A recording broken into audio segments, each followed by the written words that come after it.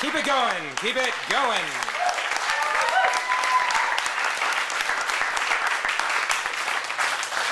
This is what it feels like every time I wake up in the morning and I have to say, okay. Thank you all for coming out. I can't see a show of hands, but could people in Capitol Hill give a cheer? Okay, could people not in Capitol Hill give a cheer? Thank you. I needed that verification.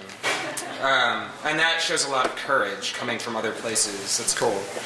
So, Breadline first year anniversary. Ow, ow, ow. We always like to expand our horizons here. Do I look like a really sick person squinting like this? We always like to expand our horizons, and we always like to welcome a wide diverse, array of poets and performers, musicians, animators, scientists, not Scientologists yet. We could go any way, really, at this point. But anyway, international acclaim is something to be reckoned with, and I'm not sure we've brought it into the conversation to the degree that we're going to tonight. And that's why I'm happy to announce a poet that I recently shared the stage with at the MLA offsite reading just a couple weeks ago. Zaher's first full length of poetry, Portrait of the Poet as an Engineer, was published by Pressed Wafer in 2009. His collaborative work with the amazing Australian poet Pam Brown, Far Out Library Software, was published by Tin Fish in 2007. Magad's translations of contemporary Egyptian poetry have appeared in Jacket Magazine and Bonapal. He has performed his work at Subtext, Bumbershoot, the Kootenai School of Writing, St. Mark's Project in New York, the Evergreen State College, American University in Cairo, and other places. So please welcome with great respect, diligence, Magad Zaher.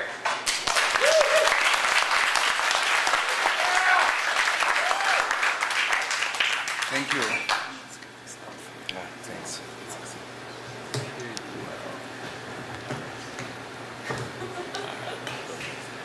It's okay. Thank you.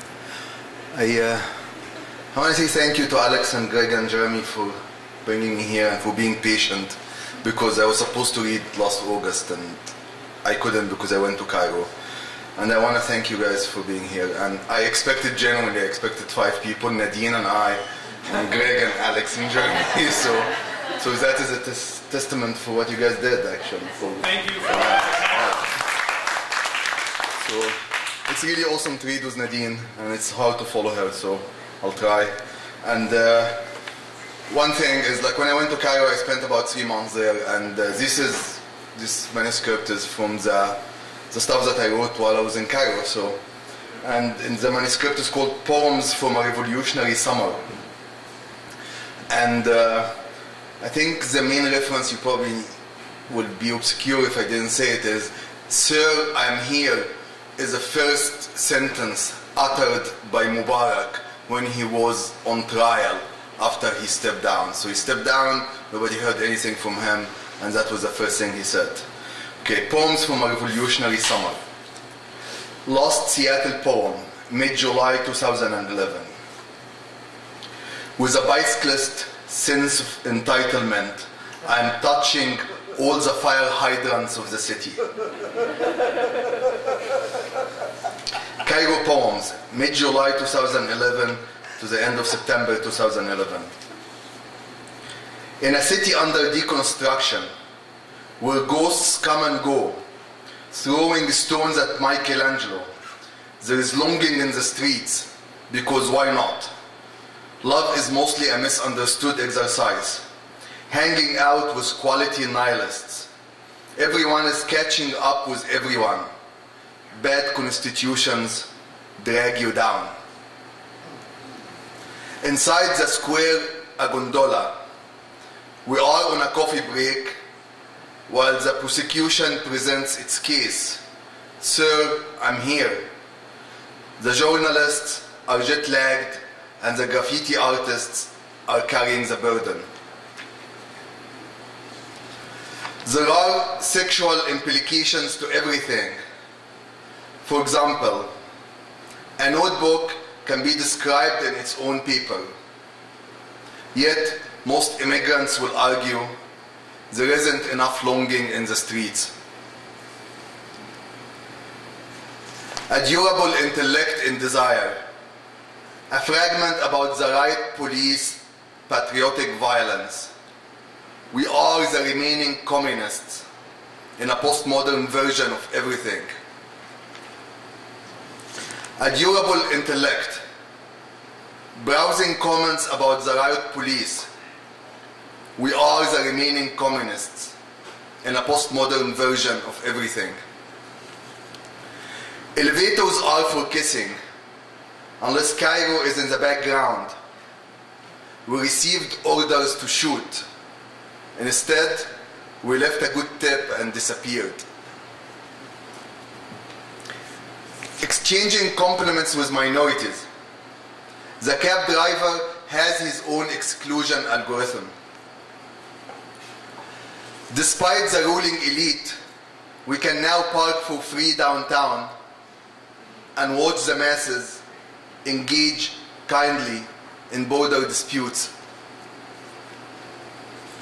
The rest were generating an ample amount of surplus value.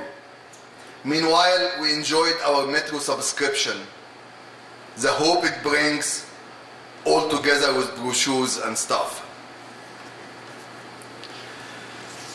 The rest were generating an ample amount of surplus value. Meanwhile, I was enjoying my metro subscription, the hope it brings, and the deep desire to fuck things up, all together with brochures and stuff. A day without sexual concerns. I got unnecessarily over-caffeinated, sitting somewhere in the ghetto and flipping a coin to accept or not to accept the surrounding privileges. There is a limited landscape outside. It's made out of used iPhone and coffee shop conversations. Sir, I'm here, still echoes around. All philosophical glimpses will be used as evidence.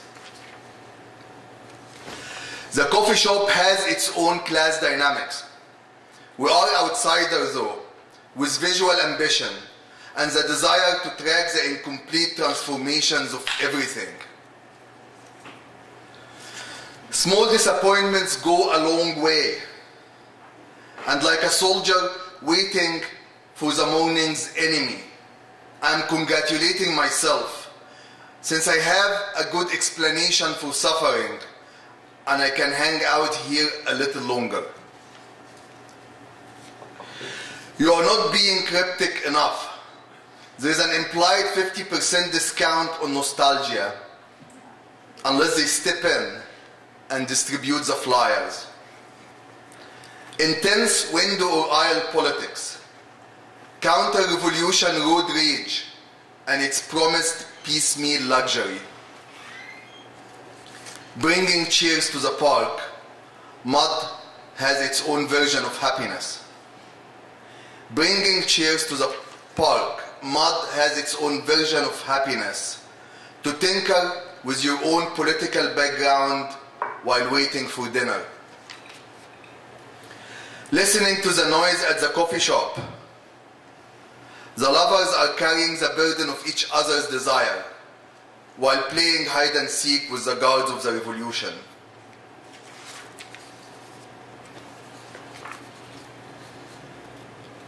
I am well placed in the documentary, except that these aren't my desires.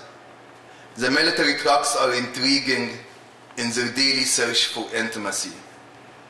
In this small corner, I'm contemplating how to wreck my life by leaving to other cities while not being chased by this one.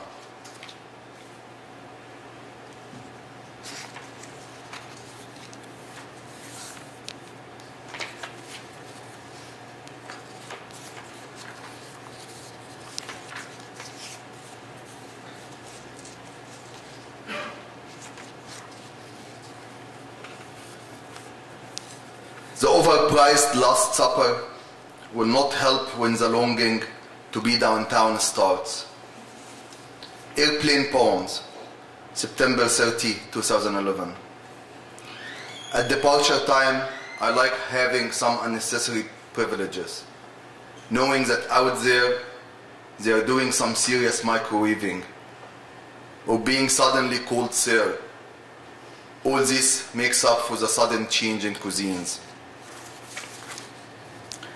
Because of the few elephants around, I'm not an okay rebel. It's movie time at the Business Intelligence Conference, and I'm getting slowly into heaven.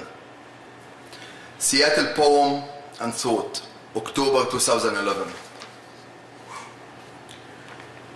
The airplane is landing, switching tipping standards. Yet, like all minority kids, still unable to capture the surrounding details.